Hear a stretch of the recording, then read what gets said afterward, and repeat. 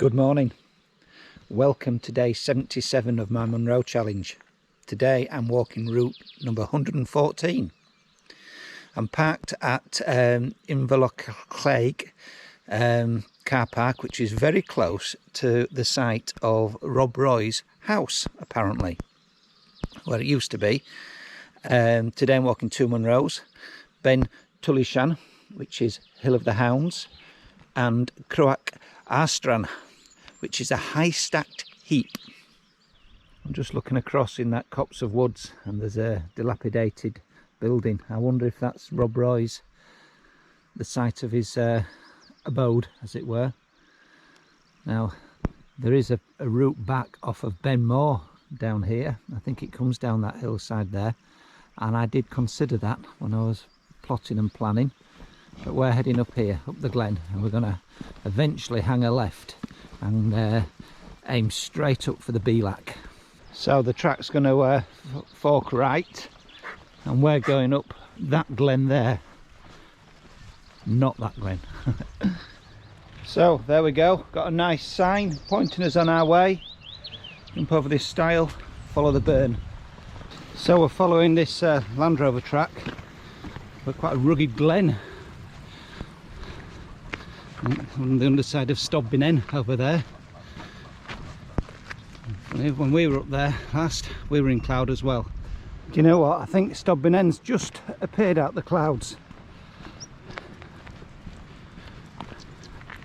Wow, it's quite rocky on our side over here. Very rugged. So there's a couple of cairns either side of the road near the burn, showing that this is where we turn left and we're going to head up to the Beinn. So this path is following this burn, cutting up the side quite nicely. It's quite a squelchy path, reasonably steep, as you can see. Hopefully them clouds will clear and we might get a view today. So there you go, first view of Beinn Moor and Beinn. Looking pretty awesome, aren't they? We're heading up here, up to this Beinn, and then we'll make a choice of which one to do first. I have to say I followed a very faint track when I left the Land Rover track. I'm on it now, and it's weaved its way up this side up to the Beinn, in between all the rocks around the big humps, very efficiently. What a great track. So we're at the Beinn between Beinn Tulaichean and Cruach Ardrain. Now, seeing as Cruach Ardrain's in the cloud, I'm going to go this way and we're going to bag Beinn Tulaichean first. That's a better view, Beinn Moor and Beinn.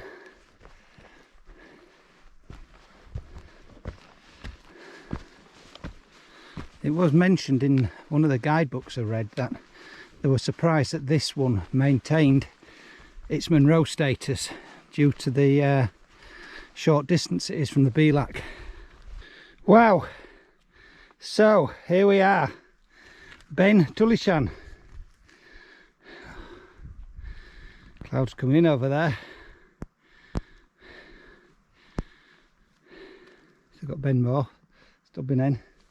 So just dropping down to the Beinn, and the clouds have started clearing again. You can see a definite track skirting up the other side, which we'll be taking. Hopefully we'll get some views. Wow, the clouds are lifting off Cruach Ardrain, so hopefully we'll be lucky. It's quite a mighty climb, that one. So we're back at the cairn at the Beinn, about to make our ascent. You can see the clouds have lifted, so hopefully we've made the right choice. Wow, so I'm on a bit of a ridge, just heading up towards the summit. Not too far to go, and the clouds have disappeared.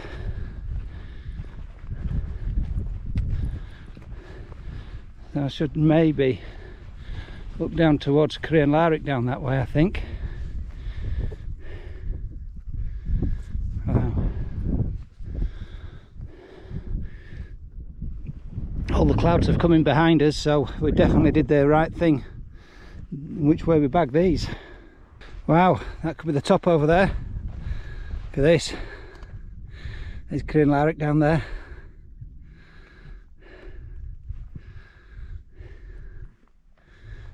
Unfortunately, Beinn is now in cloud. So here we are, Cruach Ardrain. Wow. Wow, what a fantastic view.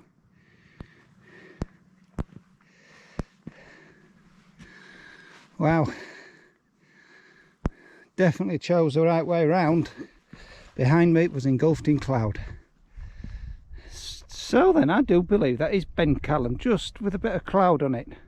And that's probably meal glass over there. Unfortunately, the rest are wrapped in cloud. So that'll be, it must be Munros in the foreground and Beinn Tulaichean in the background. Got to be, hasn't it? So, just stopped for a sandwich. And look who's appearing in the background. Beinn Tulaichean. Clouds just disappearing. Wow, that's another 100 metres higher than this one. Mighty, mighty mountain. So, the Beinn has been in cloud. And it's just starting to clear. Shut up, Stanley. It's just started to clear now. So, I've been in cloud all the way down so far. So here we have it, back at the Beinn Tulaichean's just come into view, but behind me is wrapped in cloud. Wow. Anyway, I'm going to drop down the steep path back to the Land Rover track and back to the car. So we're weaving down the glen side. So this track meanders its way around various rocks and boulders and such like. Very good track. Taking you back to the Land Rover track. This path seemed a lot steeper coming down it than going up it. Very boggy, very slippy. I can just make out the Land Rover track down there, where the cairn was. So we're nearly at the track now. Look at Stan pretending to be a sheepdog with his low stance. Come on, Stan, this way. So we're going to follow the lane now back to the car. So, end of the track. Just want you off the track now. Probably quarter of a mile, half a mile to the car park.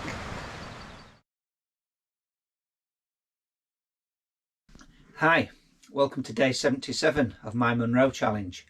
Today I walked route 114. So it's Saturday the 7th of May and I parked at Inverlochlear car park near Rob Roy's house, or where Rob Roy used to live. Funnily enough, on the route there you pass a church where Rob Roy is buried. So I had various options today. Most guidebooks are suggesting various routes up are either boggy or extremely boggy. And in view of the weather forecast, I opted to go up to the Beinn and keep my options open really. I decided it'd probably be the least boggy route, and also I could then choose which top to do depending on cloud cover, etc. So we followed the Land Rover track up to around about 300 metres, which rose steadily up the glen, and then you met some cairns and hung a left, and you made your hike very quickly. It was very squelchy underfoot, and the very faint path meandered up past all the various boulders and outcrops of rock, squelching its way right the way up. There's 500 metres of ascent, by the way, right the way up to the Beinn. And in places it is reasonably steep. So at the Beinn, then you've got a choice. Now, obviously, I was looking at one at Cruach Ardrain being covered in cloud, and Beinn Tulaichean wasn't. So I had no option but to do Beinn Tulaichean first. Cloud was quickly coming in. I could see Beinn Mawr and Stod Beinn from Beinn Tulaichean, which quickly disappeared as I dropped back to the Beinn. So at the Beinn, that you've then got the ascent of Cruach Ardrain. Well, it's different again, because Beinn Tulaichean was very, very easy, very steady, and I think it only just makes Munros status, whereas the Cruach Ardrain climb is much longer, and it's rockier, and although nothing too difficult, there's no scrambling or anything.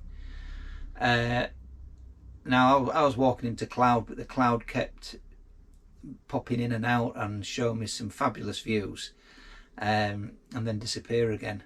Now there are two tops at the top of this one, and it's the furthest top, which is a true summit. So at the top, where you can see Beinn Mawr, Stod Beinn, which is obviously over the valley. But then if you look round, you can see the various hills I've done over the last few days, like Beinn Callum, and then even further round I was looking across to Beinn Os and Beinn Louis. Fabulous. A really, really nice ridgy type top, which was well worth it. Then I obviously retraced my steps to the Beinn and down a much steeper descent than I remember going up. Maybe because it was very squelchy, very wet and very slippy. So 2 or 3 times I lost my footing, and I was being careful.